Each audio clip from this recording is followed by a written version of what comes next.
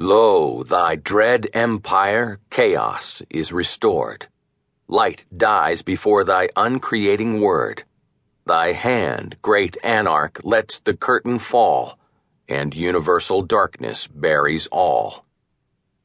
Alexander Pope. Chapter 1. From Flight to Fight. April 1st, 1915. Dixmude, Belgium. Cold. It was cold and wet. The French pilot shivered in his sodden leather flying jacket, his shoulders hunched against the damp, chill air.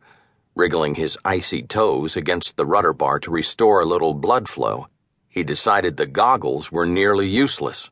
They were fogged over on the inside and fuzzy with rain on the outside, so he shoved them up and squinted through the wet air.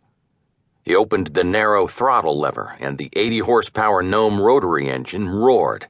As he eased the stick back, the big tail surfaces bit into the thick air, and the aircraft's nose came up. Wiping his streaming face, the pilot tugged the goggles down and stared through the spinning propeller, willing the clouds to disappear. Gray tendrils slipped over the wings as the little monoplane slowly climbed, motor straining to push it through the opaque clouds.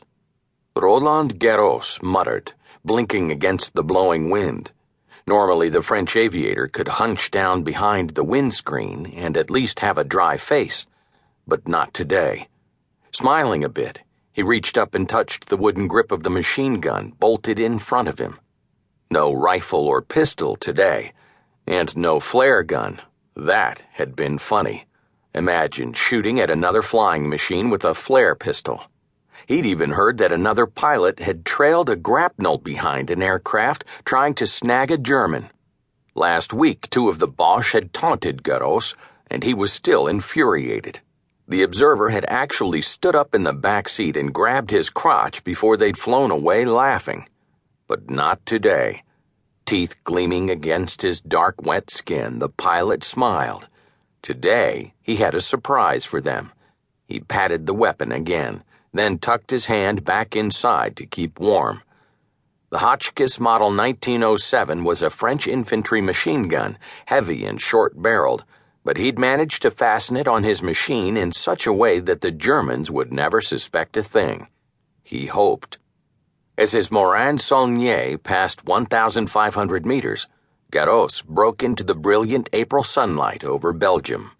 Off to the west, he could see darker gray patches of water through breaks in the clouds. He'd flown over the English Channel before the war, and the Mediterranean also. He shivered and hunched down deeper into the leather coat. Why not fight in a warm place? This war had been going on for 8 months now and showed no sign of ending soon. Christmas, they'd said. It would be finished by Christmas. Here it was April already, freezing and wet. And the food, absolute shit. Not a decent cup of coffee since New Year's Eve. Leveling off at 2,000 meters, he leaned out the fuel-oil mixture, shoved the goggles up once more, and felt cold rain seep in under his collar. Nudging the stick left, he pushed against the left rudder bar and his boot slipped on the metal. The aircraft lurched to the left. Glancing at his watch, Garros did the math in his head and figured on another 45 minutes of flying. He'd been working on a gauge that would show how many liters of fuel remained. It was a needle on a round dial, like a clock face, attached to a float in the fuel tank, but he couldn't get it to work right. Yet. Squinting against the wind, Garros checked the machine gun. His mechanic had fashioned several metal straps and bolted them to the fuselage perpendicular to the cockpit. Then he'd welded 2 horseshoe-shaped brackets to the straps and mounted the gun. The gas-operated Hotchkiss fired 24 rounds from a metal strip inserted in the breech, and Garros had 4 such strips shoved into his boots, 2 in each leg. He'd have to load, aim, fly, and shoot, but he knew this would work.